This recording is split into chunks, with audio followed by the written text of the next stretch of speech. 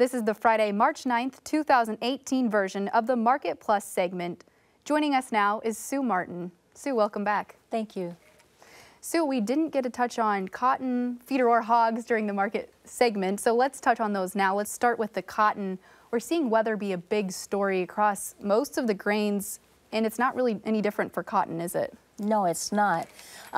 In Brazil, the concern of the heavy rains that could impact on their cotton.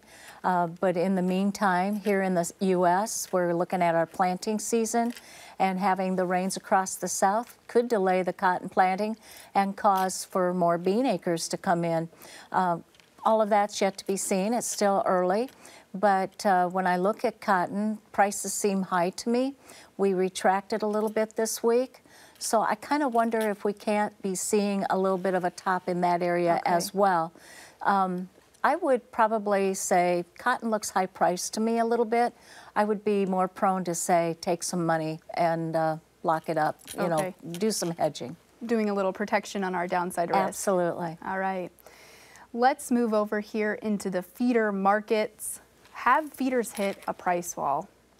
Well, they feel like it. Yeah. You know, the last time I was on the show, I talked about possibility of feeders going to 169. And I still think that potential's there. Okay. I'm starting the question is when, I guess. Exactly. I'm starting to wonder if we aren't looking at maybe the latter part of the year more than now. If we can get this market up over 151, then on the Aprils, I could see where we could start to gain some traction. But we need to be doing it. Although a year ago, it was March 9th when the markets took off. So I guess, you know, never say never in this business. But boy, it just has, maybe we've had such high expectations and the market started to move a little earlier than normal. So it just concerns me because we realize that there is that situation of bigger production this year. And in years like that, there is a tendency for markets to peak early and come down. So I'm well aware of that. But we have three indicators that we follow in cattle, and they work beautifully in cattle. And on the quarterly data, the TRIX is turned positive. It was positive all of last year, has lots of room to go. Of course, quarterly data is slow moving. But my floater and my timer are like right there, just wanting to turn. And it's like, okay, come on, we need to get going here. So what I guess the question is, what are we going to need to see happen in the feeder markets to get us to that next price level? Well, I think that when these indicators turn positive, and just holding in this area will help hold the time, kill time, because they're time oriented. Once they can get positive turns, and I've found, I learned the hard way never to outguess them, but once they do get turned, then we should start seeing a transition of more positivity into the cattle market. There's been a lot of death loss this year, a lot of sickness. Yeah, the weather changing. Oh, yes. And so I think that when we look at the feeder market, you know, we place so many animals at light weights. And I think now when we start looking for the heavier weight feeders, there'll be some, but there isn't near the supply that we would have had. We're actually totally opposite of what we were a year ago when everybody didn't think we could possibly go higher. And it was amazing to me. I remember Walt Hackney being on in April and talking about all the heavyweight animals out on wheat that I did not realize were out there. And sure enough, boy, they came to haunt us too. And I think another, when we look at weights, a big concern is these heavier hog weights that we're seeing. Is that a concern for you? Yes, we do have heavier weights. And that is kind of weighing, I think, a little bit on the market. And I know that China's imports are down. You know, they were only like 6% of our exports in the report that we got here this week. But the one thing that I'm looking at is there is so much sickness across the whole nation, whether it's PRRS, PED. Now we're even starting to hear a little bit about avian bird flu. And you look at humans and the flu epidemic that we've had this year. It seems like it's just been a good year for sickness. I think that at some point we're going to start to see that come back and haunt us. The thing that we're dealing with right at the moment is probably the very cheap prices in China, which is slowing up exports of pork to them. It really is. Is there anything we can do to increase exports to other countries? I mean, what do you see? Where should we be looking? Well, I think that when we look at our exports, it's interesting because it's the EU and it's Brazil sending most of the pork to China. But again, Brazil's going through that third dive of their weak flesh investigation, and I think that's going to do nothing but just help us because they're finding corruption. They're bent on cleaning it up, which is a good thing.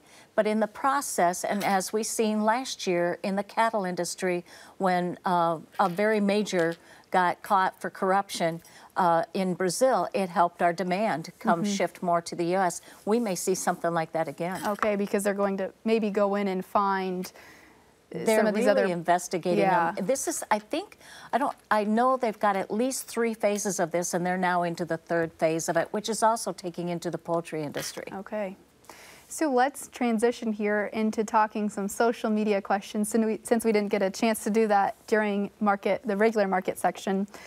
Lanny in South Dakota, at Lanny Milk, I think is how you pronounce his name, said, seems 6 weeks ago we had a glut of corn and things looked hopeless for much of a rally. Where did all the corn go? Well, we've had very good demand for ethanol. That's been part of it. We've had way more cattle numbers going into feedlots. That wasn't anticipated at first. Normally they would stay out on wheat pastures and grass.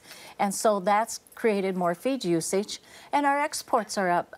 In fact, we're running about 5%, I think it is, over the 5-year average on exports when they didn't think that would happen. And were you surprised? I guess we didn't touch on this during market regular section, but they raised, WASDE raised the corn exports, I think 175 million, was that right? Yes.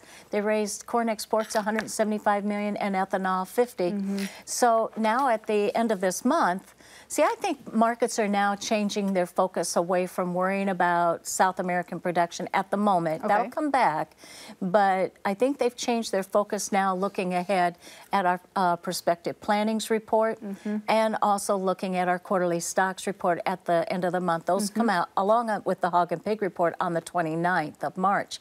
So I think what they're looking at there in that report is the quarterly stocks as to how the feed usage is in that corn market. I think they're anticipating that that should be higher and our stocks continue to whittle down. And right now, I don't see much slow up in the demand for feed usage, nor for the ethanol grind, because it just seems like, but what we've done is the farmer has moved a chunk of corn. He's managed to get a chunk of that done.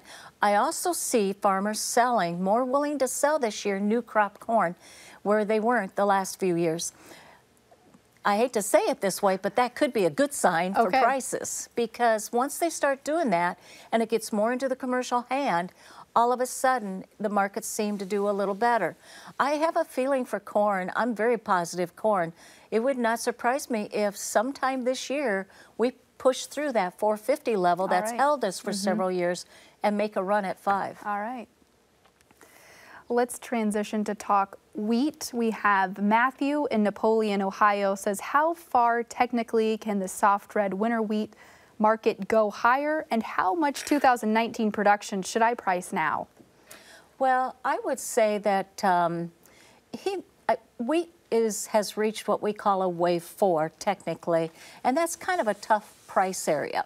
And so we're both in Chicago and KC, it's reached that. So we're kind of pulling back, congestion, getting a pullback to set the stage for the next run when we start to really assess this hard red winter wheat. We've had flooding in the soft red.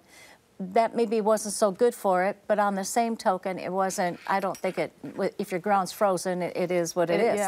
So I think that when I look at the soft red wheat, a wave 4 is up over 623. In fact, it actually is probably up more around the 635 mark. So I think that we'll see an opportunity at some point on that level. Okay. See a little bit more upside potential. I do, but there's nothing wrong with the prices where we're at right now to maybe start some sales. A lot of people didn't think you'd get to a 5. Yeah, definitely make some sales. Let's finish up here with a discussion. We talked a little bit about it during the regular segment about these new import tariffs that President Trump has assigned. We have one final question here dealing with trade, not specifically those tariffs, but Philip in Dresden, Ontario, Canada wants to know, with the signing of the CPTPP in Santiago, Chile on Thursday, how much of a crutch is it to U.S. agriculture that they are not included? Well, I think that when President Trump pulled out of the TPP, that created, I mean, it had to go back to the drawing board and be revamped. And so the other 11 countries banded together and still went forward, but I think that they left a door open for him to come back. Intellectual property was part of that. You know, basically, these 11 countries are adding up to about 500 million people. That compares to the EU. And so it is sizable. They are going to be trading in amongst themselves, opening up the door, but what it does is it also starts opening up their negotiations with World Trade Organizations. So I think that when I look at it, immediately I don't see it as a problem for the U.S. China's not in it either. Right. And so I think that with time, we will maybe even see President Trump re-entertain it if the conditions are right. Great. Sue Martin, a pleasure to have you here. Thank you. It's fundraising time for PBS stations. If you find value in our programs, please consider making an investment in a service that provides you with the news and market analysis you've come to know and trust. Join us again next week when we'll examine federal efforts to fight the nationwide opioid epidemic, and Brian Roach will sit across from me at the Market to Market table. So until then, thanks for watching, listening, or reading. I'm Delaney Howell. Have a great week.